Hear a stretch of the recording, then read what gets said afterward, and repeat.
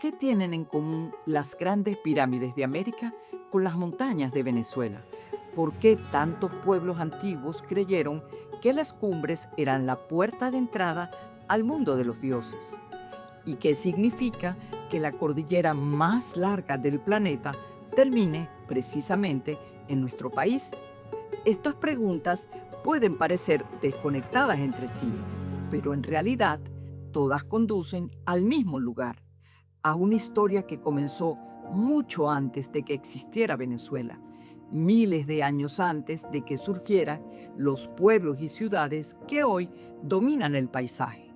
Los Andes venezolanos son la huella visible de procesos geológicos que comenzaron hace millones de años, pero también el escenario donde antiguas naciones construyeron formas de vida y maneras muy particulares de explicar y comprender las cosas. En sus cumbres nacen ríos que alimentan buena parte del país. En sus valles prosperan ecosistemas únicos y en sus paisajes conviven algunos de los contrastes climáticos más extraordinarios de Venezuela. Y entre sus nieblas también sobreviven las voces de pueblos como los Cuica, los Timote, los Mucuchíe, los Quinaroa, los Táriba y muchos otros que convirtieron estas montañas en su hogar. Emparentados cultural y lingüísticamente con los chichas, una de las civilizaciones más desarrolladas del continente, le dieron nombre a las montañas más altas de este país y allí desarrollaron eficientes sistemas agrícolas, así como amplias rutas de intercambio que llegaban hasta los llanos, al sur del lago y el Caribe, los cuales exigían altos niveles de organización social.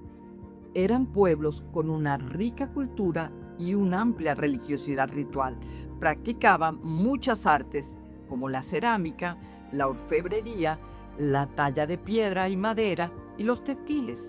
De ellos heredamos algunas palabras como chicha y toche e innumerables topónimos como Mucubají, Esnujaque y muchos más.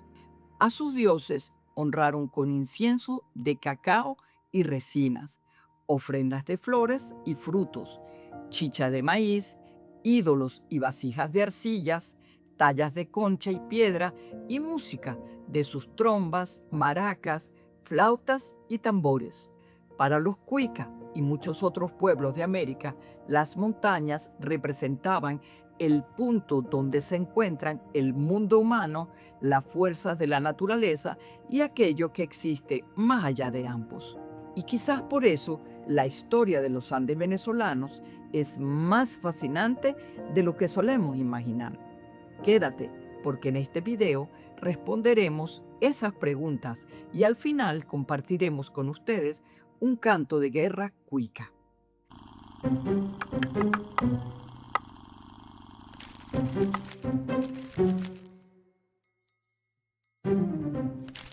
Quizás por eso algunas de las civilizaciones más conocidas del continente construyeron enormes pirámides inspiradas en montañas.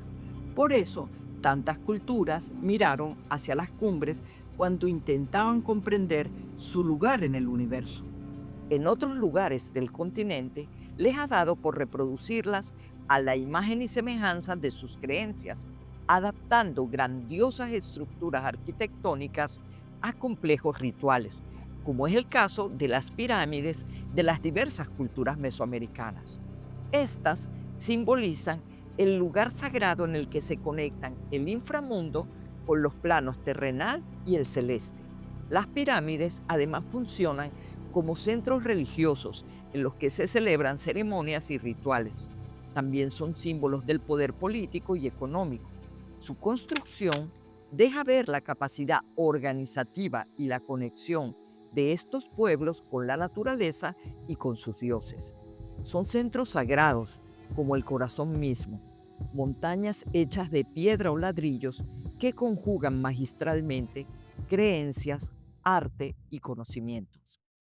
En Venezuela, cuando pensamos en montañas, más allá de las cercanas como el Ávila o el Turimiquire, nos imaginamos a los Andes. esas montañas que son puro corazón, tal como dice esa hermosa canción de Luis Felipe Ramón y Rivera, el mismo del libro del joropo que mencioné en el video sobre el alma llanera, quien no solo fue músico y compositor, sino un excelente maestro e investigador de esos que no le tienen miedo al polvo de los archivos, ni al monte ni a las culebras. Luis Felipe era andino y es a su tierra a la que le dedica esa hermosa canción que dice: soy de los Andes, soy todo corazón, soy como el ruiseñor que canta y es feliz. Él era así, como esas montañas, puro corazón. Nuestras montañas andinas forman parte de la majestuosa cordillera de los Andes, cuyo nombre es de origen quechua y significa eso, montañas.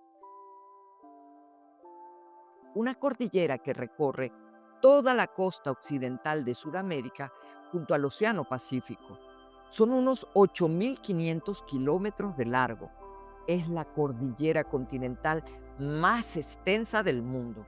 Nace en la Tierra del Fuego y atraviesa Argentina, Chile, Bolivia, Perú, Ecuador, Colombia y termina en el occidente de Venezuela. Su ancho varía entre 250 y 750 kilómetros, con montañas que superan los 6.000 metros sobre el nivel del mar. Aquí se encuentran los volcanes más altos del planeta. El nombre Ande aparece tempranamente en las crónicas españolas para referir a la cadena montañosa y lo hace también en un diccionario quechua impreso en 1586. Una palabra que viene, como dije, del quechua, anti, nombre que designaba las tierras altas orientales del Imperio Inca. Pero en español aparece con D porque en algunas variedades antiguas del quechua se pronunciaba así y esta pronunciación se fue imponiendo, como pasó con otras palabras que hoy conocemos como cóndor, que vino de contur.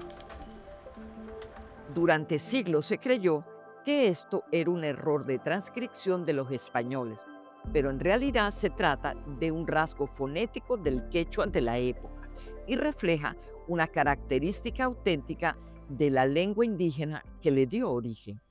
En la cosmovisión andina, la naturaleza es una entidad viva.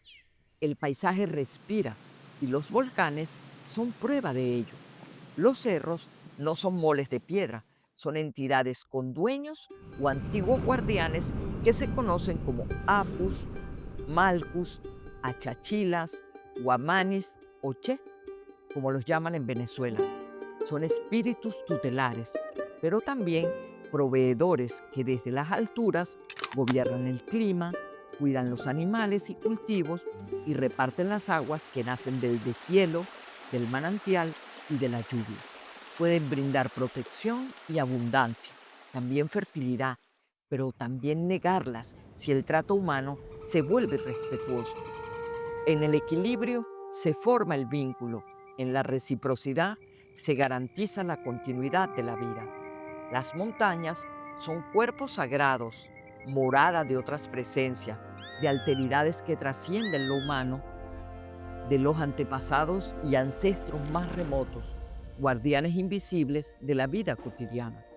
Pero hace millones de años, y he aquí la magia de los Andes venezolanos, en ese lugar que actualmente nos indica que estamos entrando a Venezuela, ese mismo donde hoy vemos montañas, era un estrecho cubierto por las aguas que unían al lago de Maracaibo con el río Orinoco.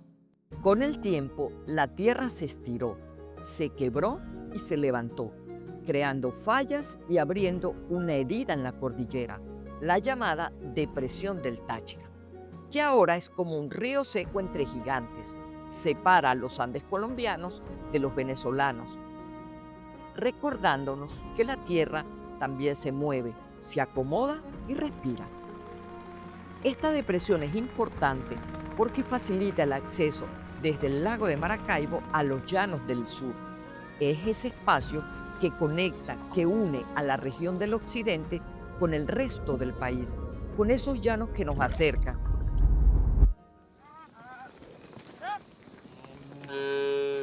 Que como sabemos, son el alma de Venezuela.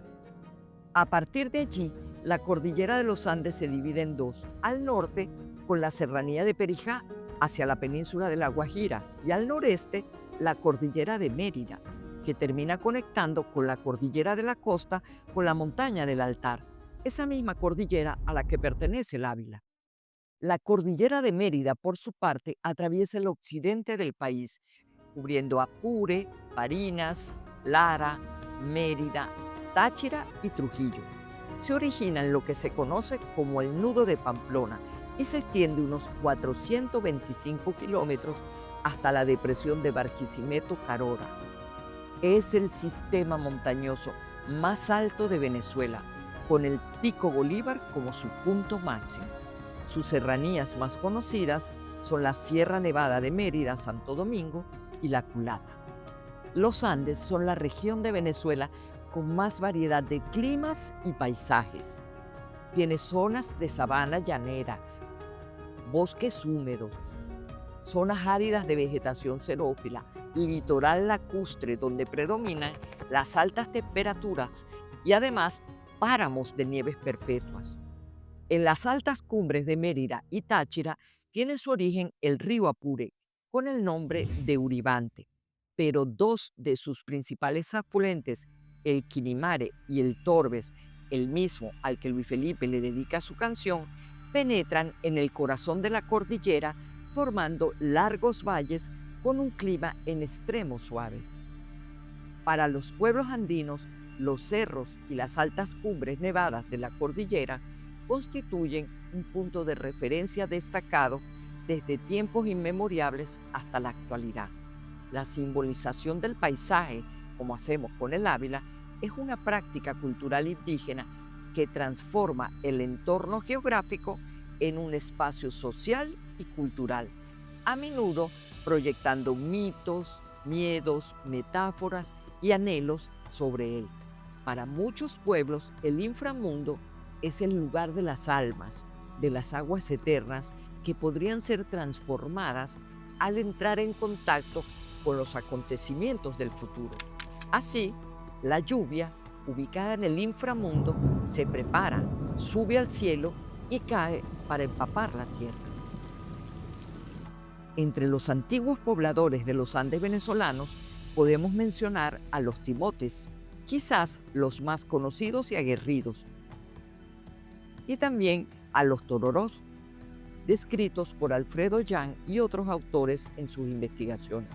Los tororó fueron avistados en 1547 por la expedición del conquistador Alonso Pérez de Tolosa, que remontó por la banda izquierda del río Apure y después de atravesar el Uribante, recorrió las tierras de los tororó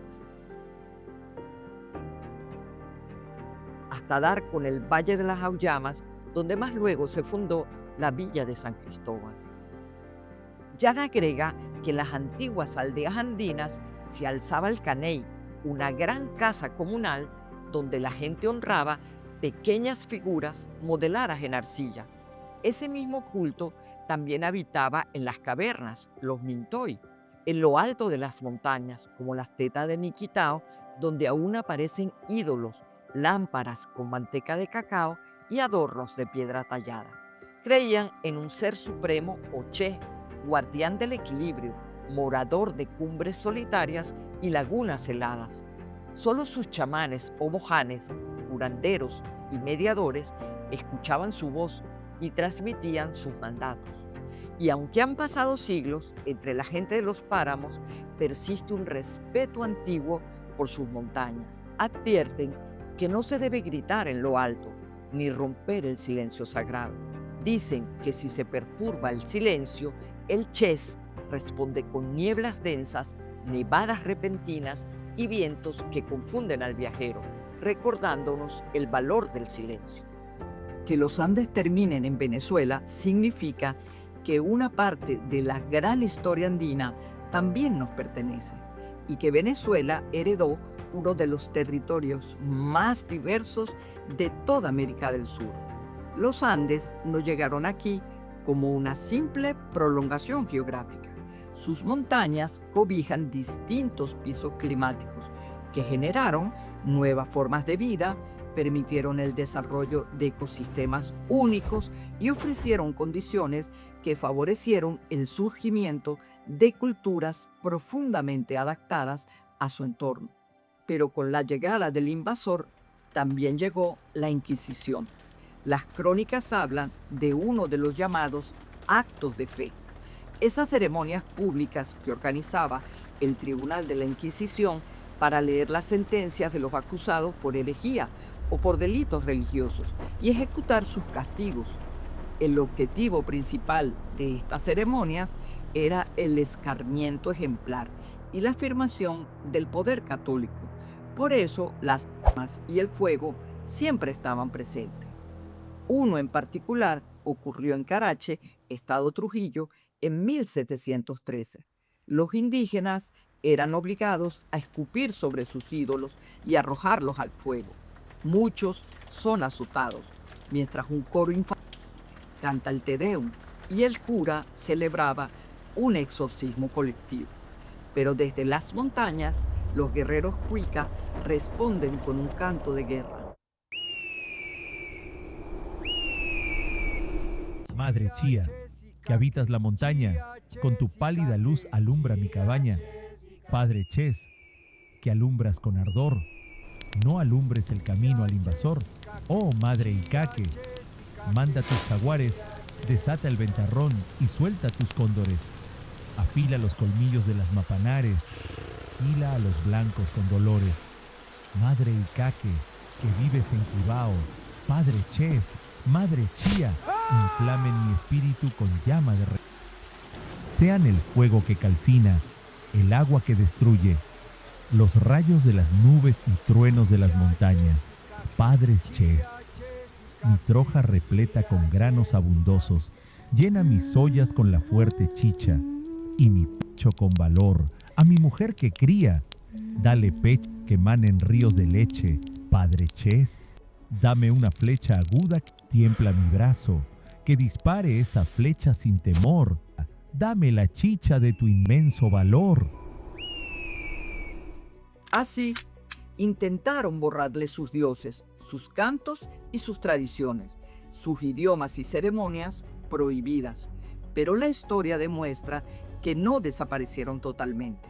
Esa es quizás la gran lección que nos dejan los Andes venezolanos, que la relación entre los seres humanos y la naturaleza puede ser mucho más profunda de lo que solemos imaginar, que pertenecemos a una historia mucho más antigua que nosotros mismos, que la tierra que habitamos no es solamente un territorio, sino también una herencia, y que comprender los Andes no consiste únicamente en estudiar una cordillera, consiste en reconocer una de las grandes fuentes de la diversidad natural, cultural y espiritual que ha dado forma a Venezuela, una diversidad que sigue viva en sus paisajes, en sus pueblos y en la memoria de quienes la habitan. Y ahora que conocemos la historia de los cuicas, sabemos que su legado no terminó en las hogueras de 1713, sobrevivió en las montañas. Su historia nos recuerda algo que con demasiada frecuencia olvidamos. La historia de Venezuela no comenzó con la conquista, no comenzó con las ciudades coloniales, no comenzó con las repúblicas. Mucho antes de todo eso, ya existían pueblos que conocían profundamente esas tierras, que transformaban su entorno mediante el conocimiento y que habían construido formas propias de organización, identidad y pertenencia. Por eso, los Andes venezolanos son mucho más que una cordillera, son una memoria viva, nos pertenece su riqueza cultural y nos pertenece la responsabilidad de conocerla, comprenderla y transmitirla a las generaciones que vienen, porque solamente cuando entendemos de dónde venimos podemos comprender mejor quiénes somos y también imaginar con mayor claridad hacia dónde queremos ir, porque esa memoria, esa diversidad y esas historias que todavía viven entre esas montañas también son parte de lo sabroso del saber.